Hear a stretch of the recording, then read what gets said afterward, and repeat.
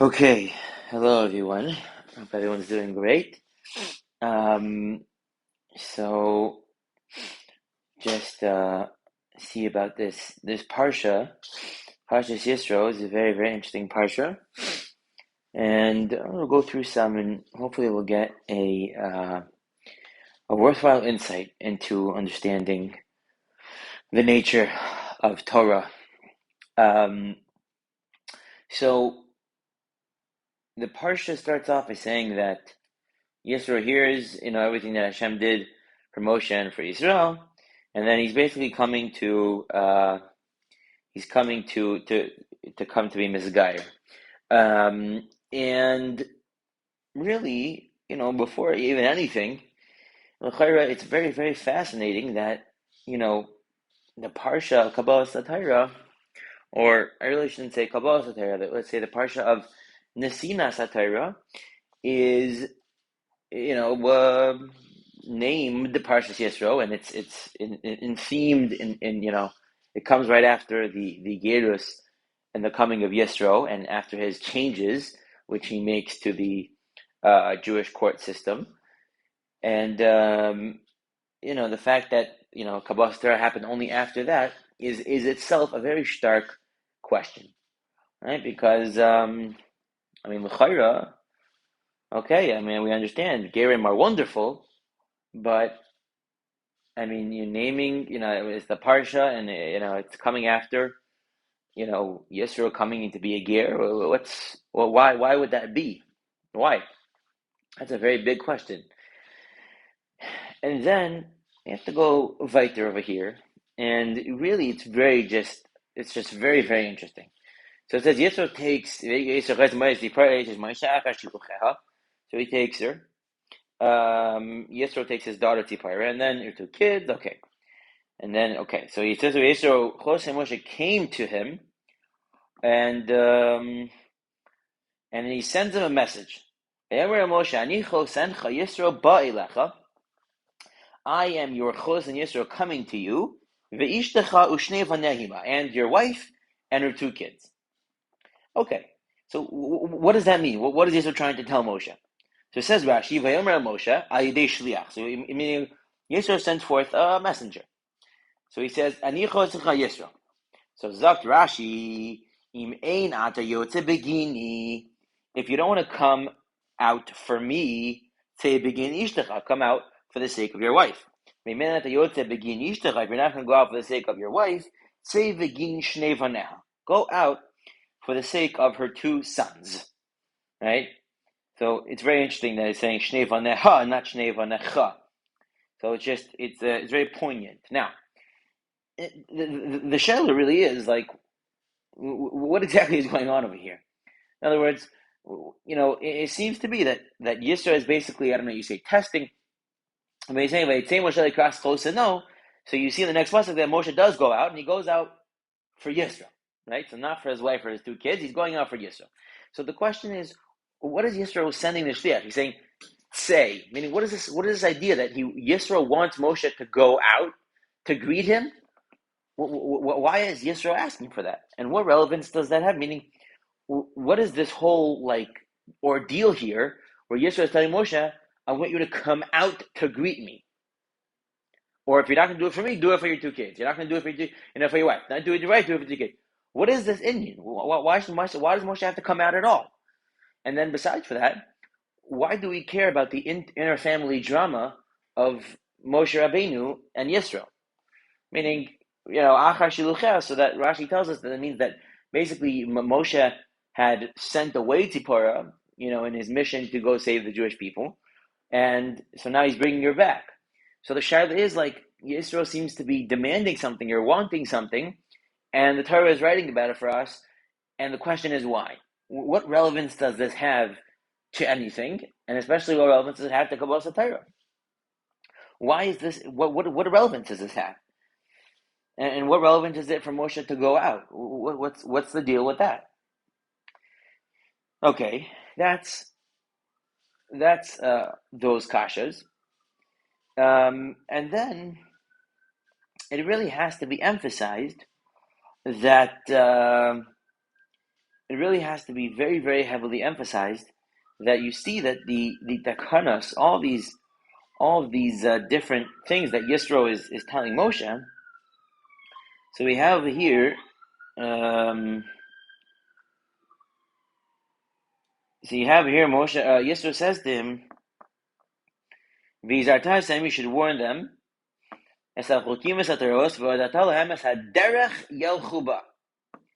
okay, so you should warn them of the chukim and the Toros, and you should make known to them the derech that they should go in." Okay, so what does this mean? So let's see. So there's a few Gemaras that talk about this. Gemara Bava Metzia says, "V'datam ze beis chayehem."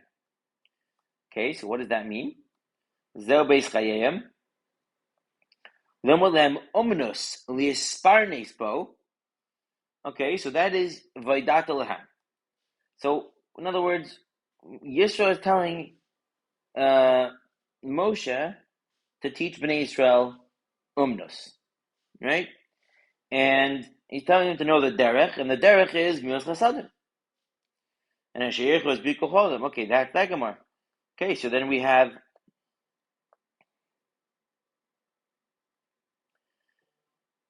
So it's very, very clear that what? So Yisro is telling them that he has to make known to the Jewish people the derech, that they should go in it. Okay, that's what he's doing. And then Moshe listens to Yisro. So what is what is the contribution that Yisro is really making that is required before we receive the Torah? Meaning, why did we need Yisro to come in, and then he has, later on the pasuk says that Moshe tells them, "Vayisalanu le'inayim," it'll be for us for eyes. So it's like, that's a very, very chashuv. We call the Bezdin is called the eyes of Bnei Yisrael, Sanhedrin. That's a very chashuv title, very chashuv thing to say. And so, it needs a lot of clarity what exactly is going on over here. The other thing which needs to be understood is that the people have a very big misconception about Kabbalas HaTorah and Har Sinai. And it is very, very, very clear, if you look in the actual psukim, that the famous idiom that we say that, Klal Yisrael said, Nasa v'nishma, that idiom is not referring to the Torah. It's not referring to the Torah as we know it, right? In fact, let's look at Rashi. Let's look what Rashi tells us.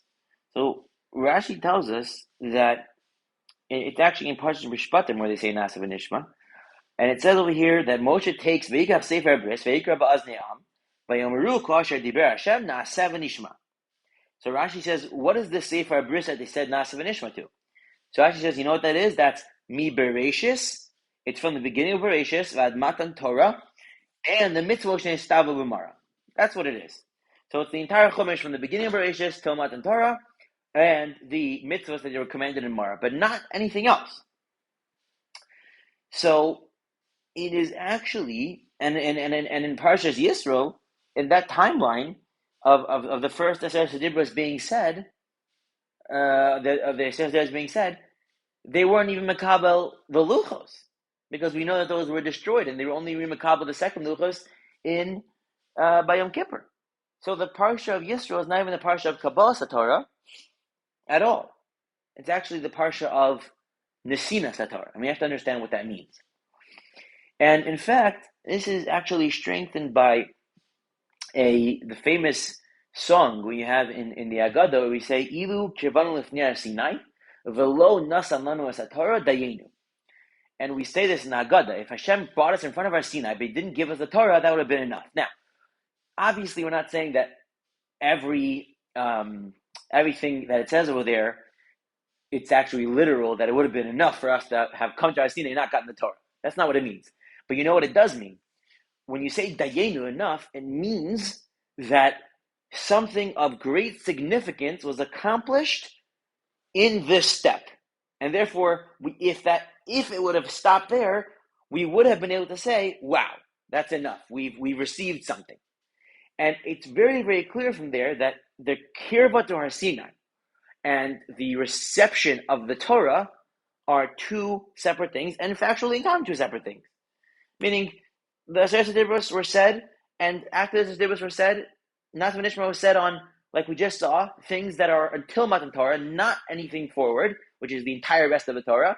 And in addition to that, the luchos that were given initially were broken, and they only received the Torah even on Yom Kippur, which was no shaykhs. I mean, that was much later. That was 80 days later.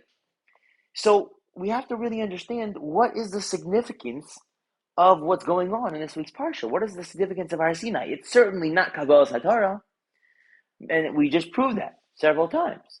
So, what is the significance of what's going on in Parshas Yisro? What is it?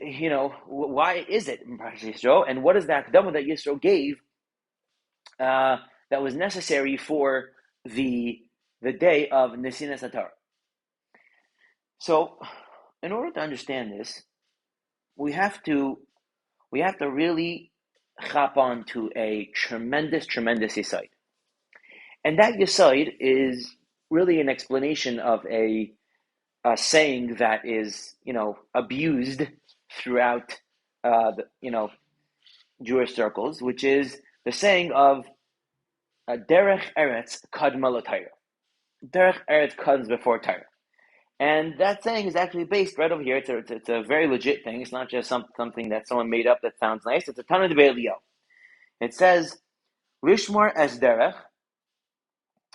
So it says in Parshas Bereishis, it says to guard the derech, zu derech Eitz HaChaim. That's the derech of the Eitz HaChaim. Melamed she derech eretz kadma l'Eitz HaChaim. This is a Tana de Be'elio. This is a very, very reliable, real medrash that's quoted by everyone throughout all of history. So it says, "Shederech eretz kadma le'etz hachayim, ve'ein etz hachayim ela Torah," and the tree of life it refers to Torah. Shenemar etz chayim hilem achazikim ba. So you see, very, very, very clear that the Tana B'Elio says that derech eretz comes before Torah. Now the shaila really is, what do we mean by that? What do we mean derech eretz comes before Torah? What does that mean? And the answer is something that is such a relevant issue to Bizman Hazeh, to what people consider to be people who are from or Torah observant. It's so relevant, and it's so starkly needed to understand this concept.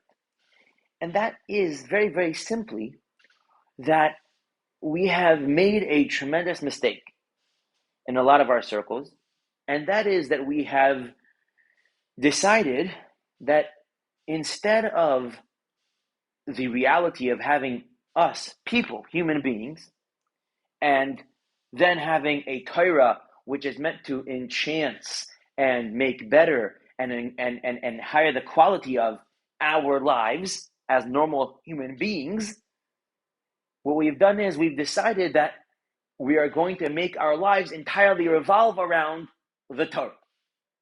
And unfortunately, that is an oxymoron and is a tremendously foolish thing to do. Let me say that again. The yesod, the idea of Talmud Torah, of Torah, is meant to enter a person, a normal person who lives a normal life, right? We're talking about derech eretz. Derech eretz means the way of the land. That's literally what it means. You're going in the way of the land. What does the way of the land mean? It means you have a job, you're married, you have businesses, all these things. You're a normal human being. You're operating human being in this world. That is what we refer to. That's what derech eretz means. And so what the Torah comes to improve, enhance, make kadosh, make holy the life of a person. But the person is not supposed to make it that his entire life revolves around the Torah. That is not the correct way of living life.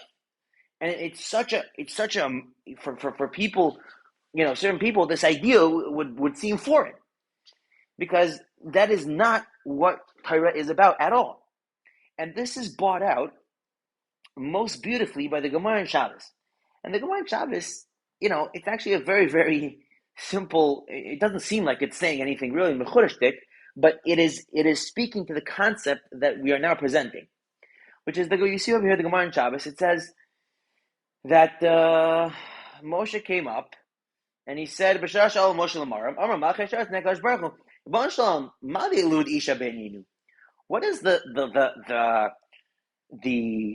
a person, a human being who came from a woman, born, but he was born to the world through a woman? What is he doing among us angels? So Amar Lahen the Kabbalah Torah, but what do you mean? He came to accept the Torah. Amar Lafana, the Malachim said to God, Chemda Gnuza, it's a chemda, it's a cherished thing which was hidden. Shegnuzlacha was hidden for you 974 generations before the world was even created. You want to give it to a person? Ma enosh kisis karenu. What is man already? No, so the Malachim said, Hashem, Ma adyoshimcha b'chol aretz asher tnohodcha l'shamayim. Give your hod, the Torah, put it on the heavens. Don't bring it down to the earth. Don't give it to these slimy, disgusting, worthless human beings. Give it to us malachim, our perfect celestial beings who always do your will no matter what. Moshe, answer them. I can't. I'm scared. Maybe they'll burn me in the hevel, the breath of their mouth. So Amar Lo said back to him, hold on to my kisei hakavod and give him back an answer. So Rabbi Nachman, okay, so what did he say? So Amar Lafanov. So he said, Moshe said, he said, Torah chatanosenli, the Torah that you're giving me, maksivba, what does it say in it? Oh, it says, Anochi Hashem Elokecha. Amar Lahen. So Moshe said to the angels, Mitzrayim yiratem, laparo yishtabatem, Torah lama say lachem, shuv maksivba, lo yechal lokam acherim, you shouldn't have any other God. Ben agoyim atem shuyin she'odei avarazara. Do you have that challenge? Shuv maksivba, zach Hashem Shabbos lakacho. Kumatem osim malacha, do you do work that you need shavos? Shuv maksivba, lo sisa. Do you guys work? Shuv maksiba. Kaves v'yicha v'simecha. Alva aim yeshtechem. Do you have a father? Shuv maksiba. Lo setzach. Lo zenaf. Lo signal. Kino yesh b'nechem. Yesh era yesh b'nechem. Miyad hodu ol HaKadosh Baruch Hu. Immediately admit. Okay. So basically, what did Moshe say to them? They said to God, put your hold, give the Torah, keep it in the heavens. And Moshe said to them, well, look what the Torah says. It says, don't kill, don't steal, be honest in work. Don't worship idols. You guys don't have any of that. Like the Malachim were, what's the shackle of Vataria? What's the Havmin and what's the Maskan? But it's Pashut. Really, it's so Pashut because what the Malachim are basically saying is that we are beings who will never do anything wrong. A Malach is someone whose entire existence literally revolves around the God. That's what a Malach is. His entire existence is revolving around God. He doesn't have Bechira. He doesn't have any sense of self. He doesn't have any sense of what do I want? What is my inclination? What is my choice in the matter? There is none of that. His entire life revolves around God. So won't it be so much better for the Malachim to get the Torah? They would keep all the mitzvos all the time. They would never mess up. They would never do anything wrong. They would always, their entire life would revolve around it. They don't have work. They don't have nothing like that. So wouldn't that be better? Wouldn't the Torah be kept, observed, upheld, made true in so much of a clearer, better fashion than if you gave it to human beings? That is their taina. But Moshe Rabbeinu's response is, and this is the whole yesod that we're going with, and this is the yesod of Derech Eretz Kadmon Torah. Moshe's response is, the Torah is not meant as something that objectively needs to be fulfilled. That's not what it is. It's meant as a document, as an idea, a thing that is meant to be given to human beings who are imperfect in order so that they should become better. So Moshe Rabbeinu was saying, the type that you have is wrong. The type of the Torah is not a document of objective idea that is meant to be upheld, and therefore you can uphold it much better, therefore it should be given to you. That would make it pointless. The whole point of the Torah is that it's meant to come to enchant the lives of those who keep it, and to make them closer to HaKadosh Baruch Hu, which will give them the most pleasure possible, which is why God created people, to give them the most pleasure possible. So therefore, you have to give it to human beings, even though they're not going to keep it as well as Malachim are going to keep it, obviously. And that is the entire story. The entire story is the Torah is meant to enchant a person's life. A person's life is not supposed to be revolving around the Torah. If someone, all they do is sit and learn all day and they don't do anything else, obviously there are yachidim who that's appropriate for. But if you mamish don't do anything else, and you don't do any work, and you don't do any malacha, and your entire life it just revolves around the Torah itself, then the Torah has nothing to come and do. Because you're not doing anything, you're like the malach. So then the Torah is not, it's an oxymoron. The Torah comes to help a person become better and perfect the person. And therefore, you first have to be derech eretz. You first have to go on the way of the land. You have to be a normal, good human being, mensch of an individual. And then you can have Torah, and the Torah is going to come to enchant the human being that you are. What we have is manazeh, unfortunately, is many people who, what they do is they abuse the Torah by, making their entire lives about it and making it, being so holy and they're so, from and everything. And then what ends up happening is that you see the mafreya whenever they do the manovel thing, you see the mafreya that it comes out that they were never a mensch. They were never a human being in the first place. And that is because of this misconception. The Torah comes to enchant the life of a human being. A human being is someone who's involved in derech eretz. He's a mensch, etc., etc. And therefore, that is what this Gemara in Shabbos is saying. And it's klar shebeklar that is the pshat, and that is exactly what Yisro is telling Moshe. What is the derech? Remember, we said derech eretz kadmon Torah, right? That's telling Belio. And what does Yisro tell Moshe? V'hodata lahem es ha derech. So what does that mean? We saw that v'hodata lahem means give them an umnus, give them work, something to work. They should be able to work, right? And that's a different discussion. How we said derech zug milas chasadim, right? So we say derech zug milas chasadim, right? So you're doing milas chasadim is the derech. Why is that? Because doing for another person is the beginning of the development of what a menschlichkeit individual is. Someone who cares about the world, someone who's involved in the world, someone who is not aloof, separated, different, above anything else. No, fakir. He's involved. He's getting involved. He's doing chesed for other people. The side of the chesed aspect within this context is in order to use it as a metric to megala milsa on the extent that the person is involved in the world. He is a chelik of the world that he is in, which is a megala on how much derech eretz does he have. And the derech eretz precedes the Torah. And that is exactly, now let's go back to this, to the story of Yisro and Moshe. Why do we need to know about this? Well, we know that the Torah is called Torah Moshe. So obviously Moshe is going to be used as the paradigm for what this is that is needed. Because Moshe is the ultimate Mekabel HaTorah, the Nevi'im Shebeneviyim, right? That's who Moshe is. So obviously, and we say here that Moshe Shakol Keneged Kol Yisrael, right? And Moshe was the person who talked to Hashem, and then Moshe told over. So obviously Moshe has to have this idea of the correct way to accept Kabbalah Torah down pat. And he's the model for it. And so what is this taich over here? So Yisro is telling Moshe, I want you to come out. What does that mean to come out? So obviously, what the pshat is like this. Moshe Rabbeinu is a melech. He has a din melech. He's the leader of this entire nation, and he's doing all these miracles, right? So essentially, what Yisro wants to know is, does Moshe have derech eretz? Is he part of the world? Does he value normal human relationships? Are those things paramount to him?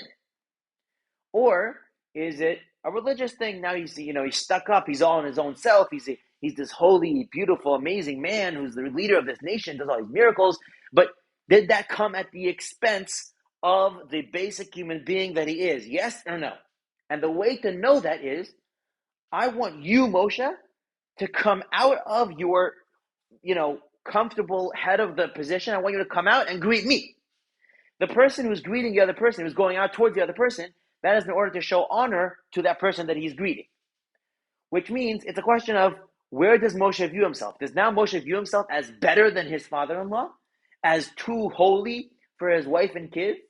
Or no, is he still a mensch? Is he still derech eretz? Did he retain in the most good and sustainable fashion the human being that he is? And that is exactly what Yisro is testing over here. This is not a pshat that this is an intricate family dynamic between Yisro and Moshe. No. Yisro was using Moshe as the paradigm of what the Torah and Kabbalah Torah and Yisrael were, and he was testing, is this for him? Is Judaism for him? Is the Torah for him? And that the way for him to know that was, does it retain the human being? Because then what could happen is that the Torah will enchant the human being, and it'll make it that the human being is so wonderful, so good, so great, so amazing, that he can make positive change in the world and teach other people and be an Or L'Goyim and everything that includes. But is the Torah coming to develop a human being, or did we go on to a religion where the whole thing is centered around the thing itself, which is meant to be centered around you so that you can become better? You end up recentering it, and therefore you ruin the entire thing, and you become aloof and too good for other people. And we all know that we have Rahman al-Atsan and sect of Judaism that suffer from this unfortunate dynamic. And that's what's going on. So Moshe Rabbeinu comes out and he greets Vayetze Moshe likras chosno, and the Rashi says, who saw Moshe went out, then Aaron went out, and then Hor went out. And who saw these people going out and they didn't go out? Meaning that everybody, the entire Jewish people, went out to greet Yisro. What's so important about Yisro? You know what it is? Because Yisro is Moshe's father-in-law. And Moshe was showing him and showing everybody that he valued and respected this goy. He wasn't even a ger yet. He was a goy. He valued and respected this goy because he was his father-in-law. And he retained his humanity. This is the aside, by the way, of godless. And what we see that, where do we see that? So it says over here that and this is a theme that I'm going to show you in the Gemara in Kedushin. So it says Veikachi Yisro Chosei Moshe Olo Zvachim Leilokim. It says Yisro Chos and Moshe took an Ola and a Zvachim. This is the Geras process to Hashem.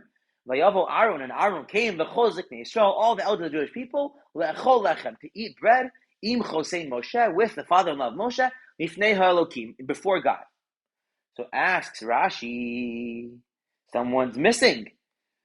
Moshe, Zak Rashi, Moshe heichan halach. Where did Moshe go? V'alohu sheyatza, he's the one who went out, likraso, towards Yisro, v'garam los kol hakavod, and he caused Yisro all this honor.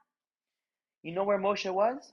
Ella, rather, says Rashi, Shehaya Omed Umeshamesh Lifneim. Guess what Moshe was doing? Moshe was the waiter. He was the waiter for Yitzro's conversion party to Judaism. Moshe was the waiter. He was serving the food. What does this mean? What's the touch?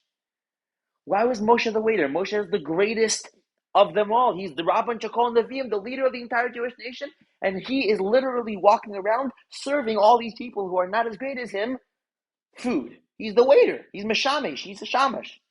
What's Pshat?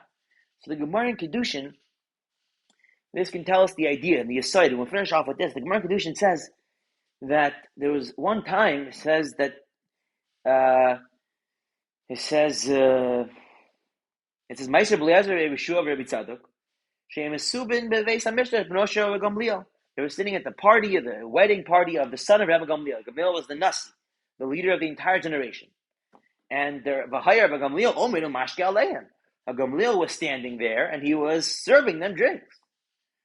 So Rabbi Gamliel gave the cup to Rabbi Eliezer and he didn't take the cup. But he gave it to Rabbi Yeshua, and Rabbi Yeshua accepted the cup from Rabbi Gamliel. So Amar Rabbi Eliezer, Yoshua, what's going on, Yoshua? Anu Yoshvim and Gamliel B'Ribi Amin Amashka Aleinu. The word beribi, Rashi says, means great, the great one. He's the greatest. So we're sitting down here, and this great rabbi, the greatest of all, is the Nasi of the entire generation, is serving us. Amar le. So your Rishua said back to him, Matino Gadol Imenu Shashimesh. You find someone even greater that did that. Avram Gadol Imenu. Avram was greater than Moshe, than Rabbi Gamliel, and he Vashimesh, right? And he served Avram Gadol Ador. Avram was the Gadol Ador because of Bo the Huamad Alehem. Right? It says that he was serving the guests that came to his house. Right? The three angels. Maybe you'll say that they appeared to him as angels, and that's why it makes sense. They were all holy and celestial. No. Lo nidmulo el laravim. They appeared to him as regular Arabs. And still, Avram was the one who was doing it. And us, Rabbi Gamliel, shouldn't serve? Why not? It's fine. So I'm going to learn Rabbi Tzadok. Rabbi Tzadok said to them, you guys, you're not understanding. You're leaving the covenant of God Himself, and you're dealing with covenant of Brios. HaKadosh Baruch Hu, God Himself, Meshiv Ruchos, He makes winds go. Umalin Asiyan, He brings up, leaders. Umarid Matar, Matzmeach Adama. V'arach Shulchan, Dikol Echad Ve'echad. He gets every single person a table. What is this taich? The whole taich is like this. We incorrectly perceive that the concept of someone who is greater than us is someone who is on a higher level, and therefore he will be aloof and disconnected, and he will do less, and he will be done more for. That's what we perceive. We perceive it as this person, he's sitting there, and everybody's around him, and everybody brings him his food and his thing, and everybody is serving him because he's so great, and that's the greatness. The Gemara is telling us, and you see it by Moshe Rabbeinu, you see it by Avraham Avinu, and then obviously the Gemara is telling us that HaKadosh Baruch Hu Himself is that the taich of greatness is how much are you the basis of the thing that you believe in. How much are you the basis of it? How much are you the most relied upon factor in the situation? So when we talk about that Moshe Rabbeinu is Ayin Mashkelei, we talk about HaKadosh Baruch Hu. HaKadosh Baruch Hu, we know, is the most exalted of everyone. He's the greatest. He is the ultimate God. But at the same time, it is intrinsic to the nature of that he is the person, he is the being who is doing the most for everyone. Why? Because he is the basis of everything, and that is what gives him the greatness. Everything is based in God, which is why he's so great, which means that really the definition of the greatness is encompassing. It's encompassing. So the truth of the matter is that the greater a person is, the more gadol he is, the more he serves, the more he does for others, the more he is involved in doing for others in all manners that it involves. Whether that means going up to Hashem and getting the Torah, whether that means serving as a waiter at a party of someone who just converted to Judaism. Because Moshe Rabbeinu is the leader of Klal Yisrael. He is the Makabel Matan Torah. He is the one who wants that there should be Geirim. He is the one who wants all of these things, and therefore it is his pleasure. It is his definition to serve and be the basis of even the most simplistic aspects of someone coming closer to the Torah and to HaKadosh Baruch Hu. And that is the taich. And that is the taich. That is the definition of what it means that Derech Eretz is Kadmol Torah. And that is the underlying side.